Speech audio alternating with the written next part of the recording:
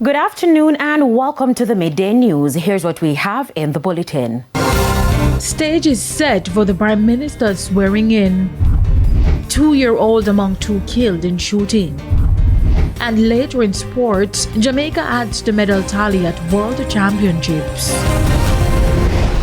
Thank you for joining us. I'm Carrie Simpson. Now the details. Dr. Andrew Holness is set to be sworn in as Prime Minister this afternoon at King's House. He will receive the instrument of office from the Governor-General Sir Patrick Allen. As a result of the ceremony, motorists are advised to expect traffic delay along Hope Road, East King's House Road and nearby areas. Drivers are urged to plan their routes accordingly and exercise patience. This marks Dr. Holness's 4th swearing in as Prime Minister. He first assumed the role in 2011 following the resignation of then Prime Minister Bruce Golding. Meanwhile, the new cabinet is scheduled to be sworn in tomorrow at 2 p.m. also at King's House. The cabinet members selected solely by the Prime Minister will include individuals from both the House of Representatives and the Senate. Ahead of the official swearing in of candidates who were successful at the recent election, newly elected Member of Parliament for Eastern St. Thomas, Rosemary Shaw, says she is ready to serve her constituents. Shaw was speaking with journalists following her final municipal council meeting appearance last week. Most definitely, the water situation in the constituency. It's appalling. Every single community has water problem, barring none. My first task is to have a meeting with the stakeholders, National Water Commission, so we can sit and get a better understanding of the water situation and how it affects the community and move forward. It is one of my greatest displeasure while campaigning when I go to the areas and people complain they haven't had a shower for weeks and days.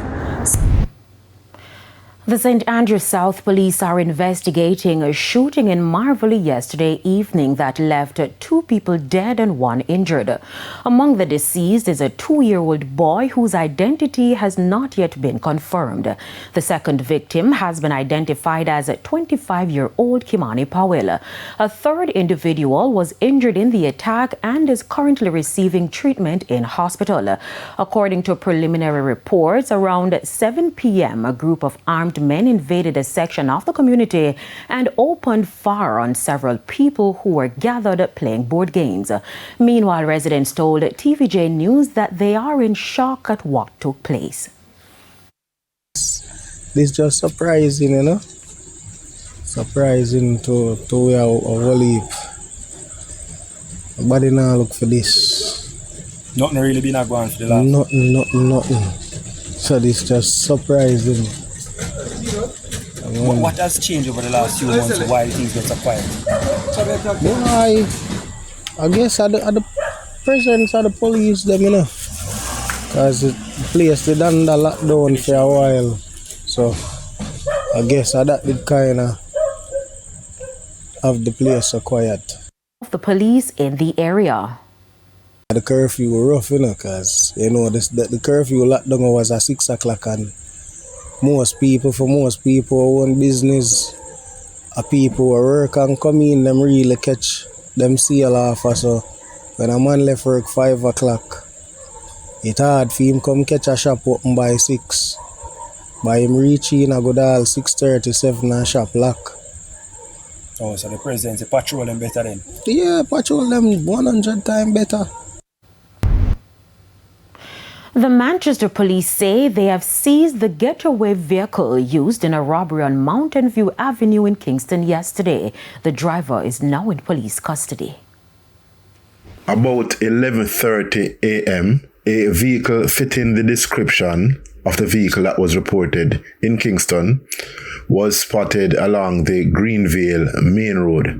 The vehicle was intercepted. 1 man was found on board. The vehicle, as also the man, was thoroughly searched.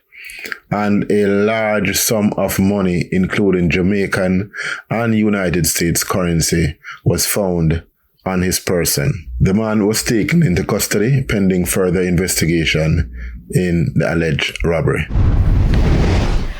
Major crimes down, robberies up. That's according to the commanding officer for the St. James Police Division, Senior Superintendent Aaron Samuels. While lauding the division for its handling of major crimes, he admitted that there has been an increase in the number of robberies since the start of the year. However, SSP Samuels says significant progress has been made in the arrests of the perpetrators of this crime. We have a 57.5% reduction in murders, which will see us at, it's seeing us at 41 murders compared to 96 this time last year, which is 55 less murders in the division. We are seeing, however, an uptick in robberies, not just in St. James, but across several parishes. We have done some work, and we have caught some of the members of that gang, but there are still some persons outstanding that still continue to give us 1 and 2 issues. In the meantime, SSP Samuels says work continues on the refurbishing of police stations in the parish.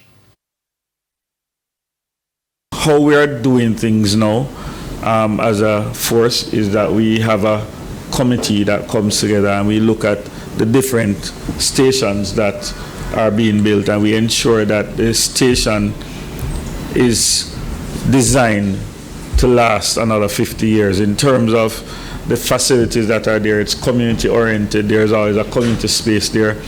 The anchovy station, if it's one to go by, you can search up, you can go and see. TVJ News has learned that a suspect has been charged in connection with the murder of 14-year-old Terona Thomas, who was fatally shot earlier this year on Hill Avenue off Olympic Way in St. Andrew. Charged is 24-year-old David King, otherwise called Dada or Breadback, unemployed off no fixed address. King was charged after eyewitness statements were obtained implicating him.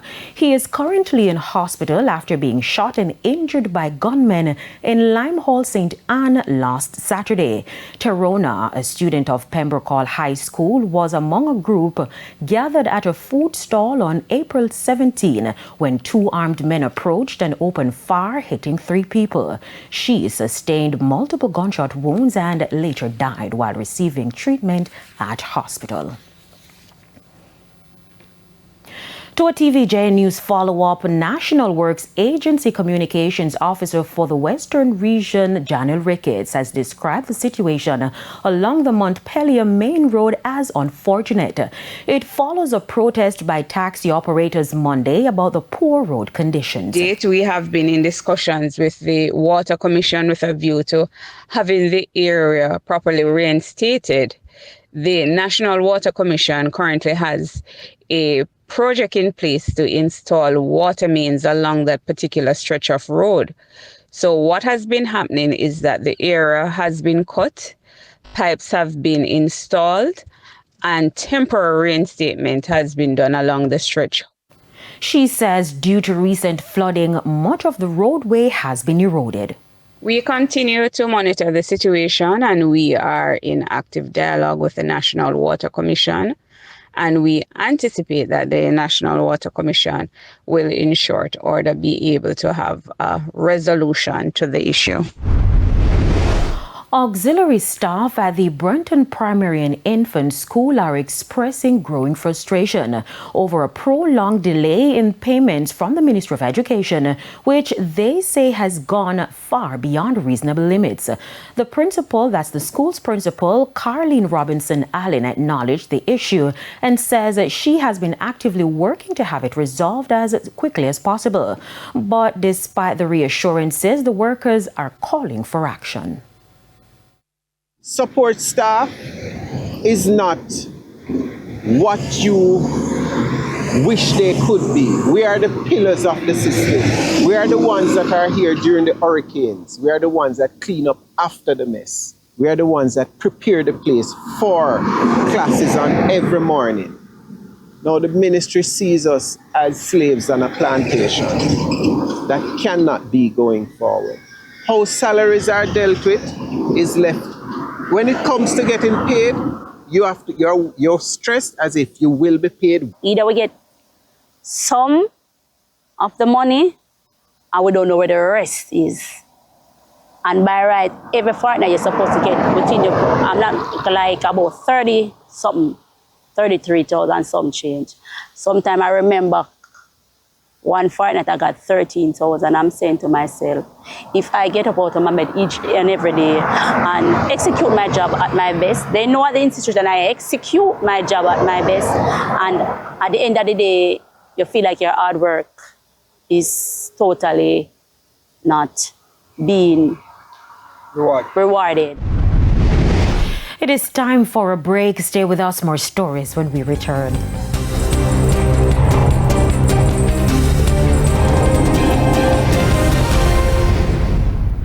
Welcome back to the Midday News. It is now time for the Business Minute. The Agri-Investment Corporation is reporting strong interest in its inaugural Agribusiness Conference set for Wednesday and Thursday at the Montego Bay Convention Center. The event, under the theme Global Reach, Local Impact, is expected to attract more than 100 investors, 600 attendees, and 1,000 virtual participants. CEO Vivian Scully says the forum will bring together stakeholders across the agricultural value chain to showcase opportunities and strengthen investment. The sector accounts for 8% of GDP, employing 250,000 people directly, and 18% when combined with manufacturing. Further afield, the Trump administration wants Congress to spend more money to keep members of the executive and the judicial branches safe after the murder of conservative political activist Charlie Kirk. The White House has requested an additional $58 million for the extra security. The congressional aide says the request is being processed, and it comes as a deadline is fast approaching to fund the federal government. The government will technically run out of money by the end of the month. House and Senate budget negotiators are working to come up with a spending plan. If there is no budget agreement, the federal government could shut down. And that's it for the Business Minute. I'm Prince Moore. Time now for the top stories from around the world. In the region, gunmen attacked an armored vehicle in Kenskov near Haiti's capital, injuring 2 police officers and killing a driver. The police say attackers threw Molotov cocktails, causing the vehicle to overturn into a ravine. Once a peaceful farming area, Kenskov has seen repeated gang raids. The assault follows a deadly gang attack in a northern fishing town that killed at least 40 people. UN Secretary General Antonio Guterres condemned the violence and urged justice for victims. Haitian and Kenyan police continue battling gangs under a UN-backed mission.